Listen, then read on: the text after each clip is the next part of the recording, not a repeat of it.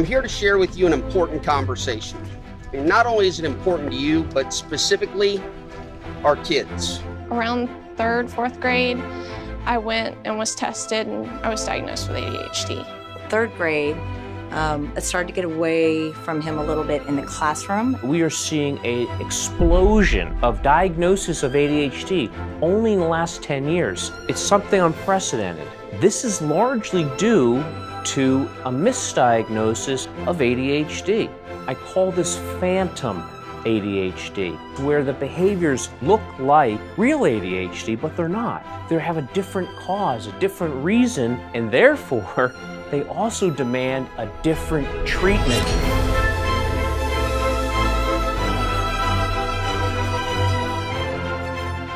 Listen, we're not here to say ADHD does not exist, because it does. But there's also other conditions out there that look just like ADHD, but they come from a different pathology. You're going to hear from several experts in the field with over 100 years experience that actually treat children with ADHD and phantom ADHD without medications. It's about 50% of the time when somebody comes in with a diagnosis of ADHD, we find out it's a mimicker of ADHD, phantom ADHD, and there are many different causes. So understanding phantom ADHD is really, really important because it helps us think through what is the cause of the symptoms of inattention, lack of focus, hyperactivity. Because if you give a medication that overactivates the brain and turns it on to a person that doesn't need it, it can cause a problem that previous to the drug you didn't have. Looks like ADHD, sounds like ADHD, but it's not.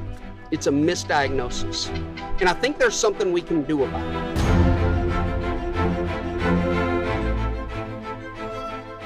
Let's talk about a few key ingredients that the body needs, that the brain needs, that the gut needs. Our bodies can get healthier, our brains even more so. And by doing that repetitively through a training process, it builds to the point eventually where the brain will restore functions and they are self-sustained after that. Tiger Woods actually worked with someone from age 11 on to teach him the mental imagery techniques for staying calm and cool and relaxing under pressure. Children who watch more than 1 hour of TV, or for every hour of TV they watch, it increases their chances of having attention problems by age 7. Really get them in a habit of addressing the stress before it gets to a certain level. You may see just with that alone a huge difference. There are even more nerve cells in the gut than in the spinal cord. This is why the gut is also called the second brain. You know, there's over 4,000 chemicals in our food supply in the average grocery store that weren't there several generations ago. We're finally seeing now the cumulative effect of that. Drug companies also like to come up with problems so that they can offer solutions. The perfect example, back in the 90s, what did they say about cholesterol? They said eating eggs was terrible for you. 20 years later, through science, we now know that cholesterol is not the problem. In that 20-year gap, the drug companies have made over $1 trillion on statin drugs. The message we want to give to people is it's never too late, because frequently when people come here, they're hopeless.